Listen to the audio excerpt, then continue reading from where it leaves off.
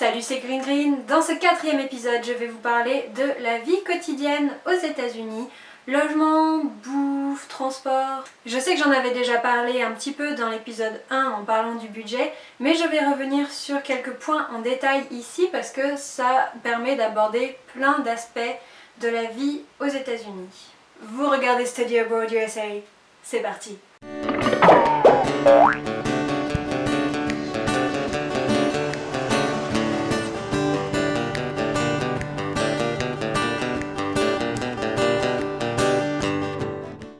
Alors tout d'abord, le logement étudiant aux États-Unis. Si comme moi, vous vivez sur le campus, ça va être très simple.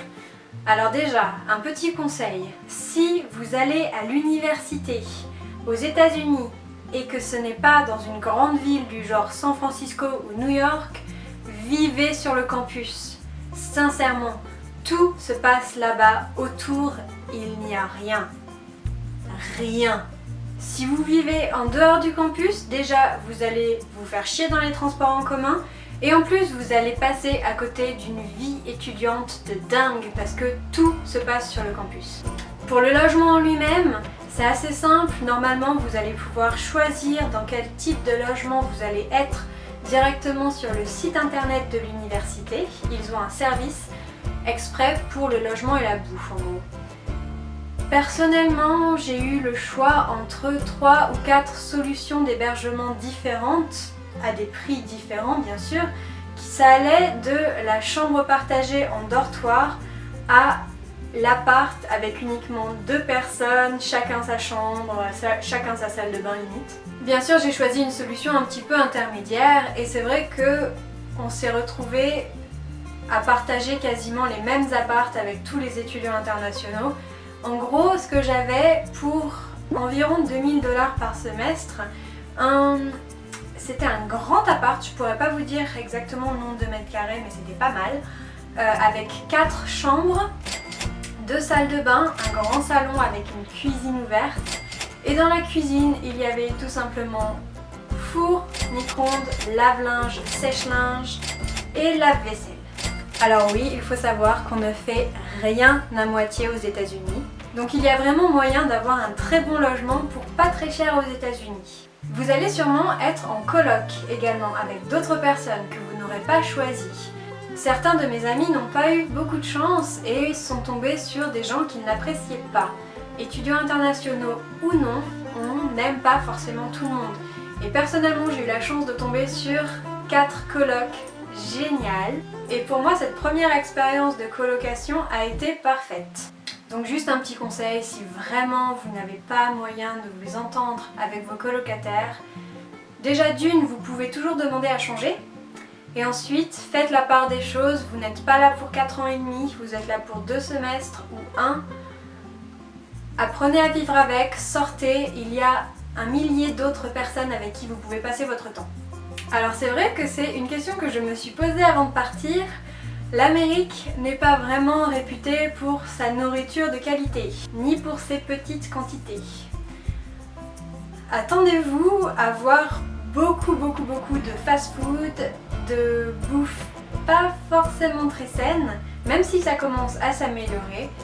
Et quand vous allez faire les courses, comme je l'ai dit dans le premier épisode, c'est facile de s'en sortir pour 50 $ par semaine de nourriture, mais ne vous attendez pas à manger de la qualité tout le temps. C'est possible d'en avoir, mais du coup il faut payer le prix. Et c'est un petit peu gênant quand on a un budget restreint. On voit quelquefois quelques aberrations dans les supermarchés, mais ça fait beaucoup rire parfois.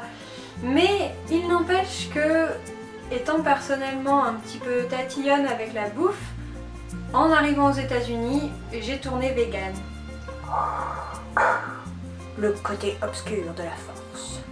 Le bon côté, c'est que si vous vous en foutez de la qualité, vous pouvez toujours vous mettre un gros gueuleton pour pas cher et en plus, étant donné que les États-Unis sont une nation très multiculturelle, vous pouvez trouver de la nourriture qui vient de partout.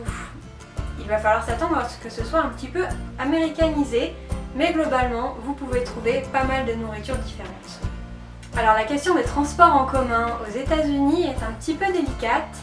Personnellement, ça m'a beaucoup bloqué de ne pas avoir accès à un système de transport en commun comme on peut en avoir en Europe, très efficace, qui passe toutes les 10 minutes, 15 minutes, au moins toutes les demi-heures. Aux États-Unis, il faut savoir que tout le monde a une voiture. À partir de 16 ans, quand les gamins passent leur permis de conduire, ils ont une voiture et tout le monde sur le campus en a une. C'est vraiment quelque chose, si tu n'as pas de voiture, tu ne bouges pas aux États-Unis. Et les distances sont longues, très longues. C'est pour ça que les étudiants internationaux peuvent se sentir un petit peu bloqués dans le campus de temps en temps. Rien que pour aller au cinéma, tu ne peux pas prendre le bus, il n'y a pas de bus, il faut prendre le taxi. Et c'est vrai que c'est un budget auquel on ne s'y attend pas forcément. Il faut payer un petit peu de taxi. Alors nous, on a trouvé la solution, on faisait marcher les applis du genre Lyft ou Uber, qui marchent très bien aux États-Unis et qui sont beaucoup moins chers et beaucoup plus efficaces qu'une compagnie de taxi normale. En gros, si vous voulez des transports en commun plus ou moins efficaces, il faut être dans une grande ville. Et encore, des fois, ça ne marche pas forcément très bien. Mais bon, dans l'ensemble, il fait très bon vivre sur le campus, sachant que tout est plus grand aux États-Unis. Ça va vous impressionner. Même après 10 mois aux États-Unis, vous allez toujours vous retrouver impressionné par quelque chose que les Américains ne font pas à moitié, ou simplement quelque chose qui est dans le paysage naturel américain qui va vous époustoufler. Petit moment poétique, j'ai toujours eu l'impression qu'aux États-Unis, le ciel était plus grand. Et voilà, ce 4e épisode est terminé, j'espère qu'il vous aura plu. N'hésitez pas à vous abonner, à laisser un petit commentaire, un pouce vert, ça aide toujours. Et je vous retrouve au prochain épisode.